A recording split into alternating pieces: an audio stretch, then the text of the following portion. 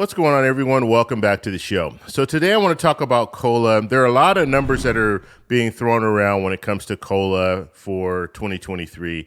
We're hearing 11%, 10%. Now, I'm going to talk to you about this because I don't think it's going to be that high. I'm going to give you my estimate when it comes down to it. And right now, what we're looking at is pretty logical when you look at just the numbers that we've seen in the last couple of months when it comes to COLA. And so that's what I want to talk about today. But first off, you guys can do me a favor. Please like the video and then also subscribe and hit that little bell notification. That way you'll get notified anytime we put out videos. I put out daily videos, so you should be getting a notification every day that I'm putting out a video. And if you're not getting those daily notifications, make sure you go to where you subscribed, and then you'll see there'll be a shaded in bell. That's what you need to hit.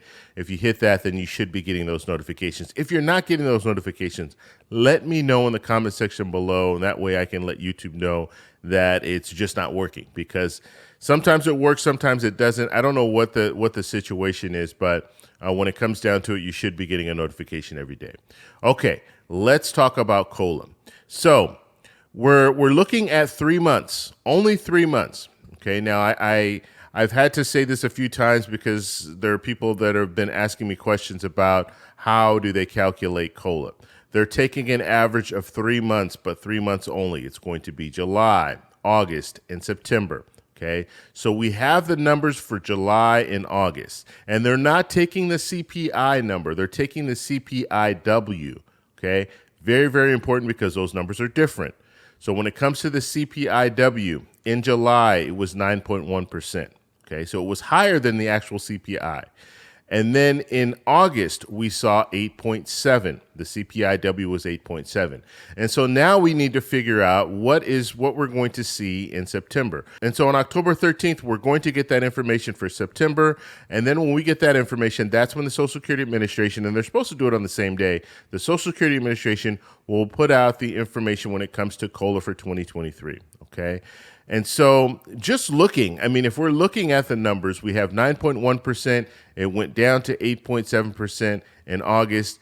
And the anticipation is that it will probably go down a little bit more. So let's just average it out to 8.5 or 8.4. We're looking at an overall COLA of probably around 8.6, 8.7. That's my estimate. That's what I'm looking at right now. Now, when you're looking at some of these articles, you're hearing 10% or 11%. It will not be that high. I mean, we would have to see some drastic change, and we're pretty much done with September already, but there'd have to be drastic change. When I say drastic change, I mean an uptick in inflation to just crazy numbers in the next week. That's not going to happen. So we're looking at 8.6, 8.7. That is my estimate. I'll come back to this video after we receive the information just to see if I was in the ballpark. But that's what we're looking at. Okay, so we're not looking at 10%. We're not looking at 11%. So if you're hearing those numbers, I personally would disregard those because there's no way possible that will happen. Now, one other thing that I want to talk about when it comes to COLA, and this is going to be bad news, okay? I'll just put it out there. We're probably going to see inflation start to tick up again in November, December. Why? Because people are going to be spending. They're going to be spending more. So that means the cost of things are going to go up. And so we know that the Federal Reserve, they're raising interest rates. They're trying to cool off the economy. But I think regardless of what the Federal Reserve is doing, it's going to be close to the holidays, and that's when people spend. They're going to be spending a lot of money, and that will probably drive up inflation. So don't be surprised if you see the CPI score go down to maybe 8%. I'm talking about the overall CPI. I'm not talking about the CPIW. So let's say the CPI score drops down around 8% and then starts to uptick again and go up a little bit higher. The hope is that 8.6% that we see for COLA, if that is the number, that will outpace the CPI. It will outpace what inflation is. If we see that, that's a good thing. That means that they were able to adjust it at the right level, and people as a whole will be in a better place because their dollar will go further. And so that's the hope. That is our hope right now. There are a lot of different things that are going on in our economy, and you hear talk of recession. I don't personally think we're in a recession right now. That's just my personal opinion. I mean, just looking at the job market, just looking at the economy, we're still booming. And for us to fall into a recession, we're going to have to start seeing job loss. Once we start seeing job loss, then that's when we could realistically say, yes, we're falling into a recession. Looking at the housing market right now, though, is very, very concerning because we are now seeing the drop in prices of houses, okay? Because the way that things work, and we talked about the Federal Reserve, what they're trying to do is cool off the economy, and it's working, and we're seeing it in the housing market because we're seeing less people buying houses, and we're seeing the cost of houses start to drop. And so we're just going to have to follow everything to see where it goes. But ultimately, when it comes to COLA, that's what I wanted to focus on today. When it comes to COLA, we're probably going to be looking at around 8.6, 8.7, okay? And I'm going to say not even 8.7. I'm going to say we're looking at 8.6. And so that's my estimate. We can come back to this video in October, but it's going to be somewhere around that area, okay? Now, I know there are people out there that are saying, well, it doesn't really matter what COLA is because they're just going to take it in Medicare. Well, the reality is it does matter because even if you're not getting that much more in your pocket, you're still offsetting inflation right now. And that's what we need to focus on, because if they don't offset inflation, let's say you don't get a COLA at all, well, now you're in a bad fix because now your dollar's not going to go as far, and it's going to continue not going as far if inflation stays high. So we want to balance it out. At least we want to balance it out and then go from there. Now, some situations, like in my situation, I receive a pension. I just retired, and we're looking at inflation at 8.6%.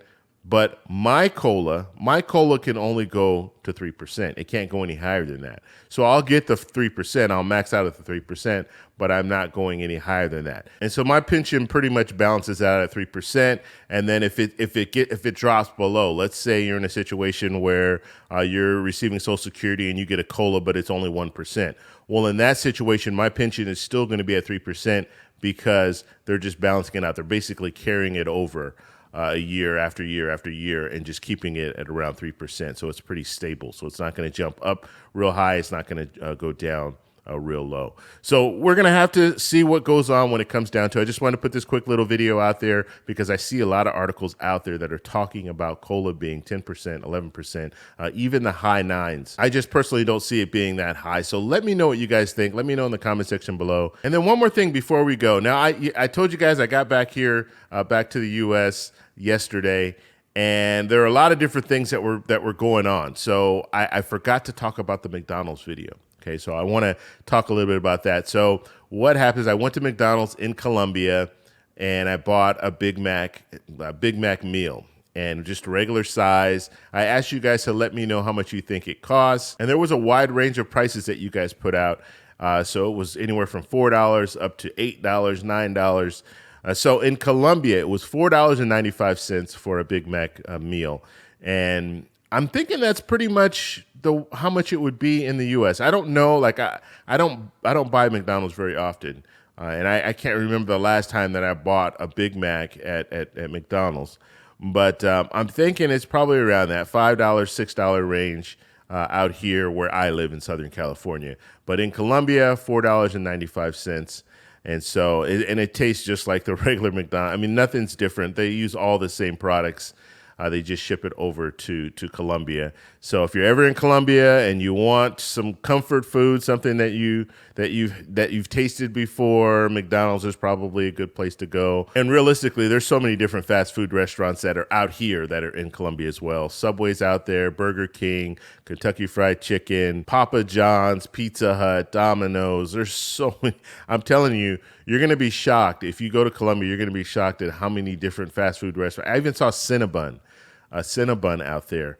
And I don't even see those out here too much anymore. They have Dunkin' Donuts, Starbucks. And so I just wanted to put that out there. If you ever do go to Colombia, you're going to have some places that are very, very familiar to you. So that's all I have for this video. Please like the video. Please subscribe. Hit that little bell notification, like I said. That way you'll get notified when I put out videos. And I'll have more on the way. Talk to you guys in the next one. Bye.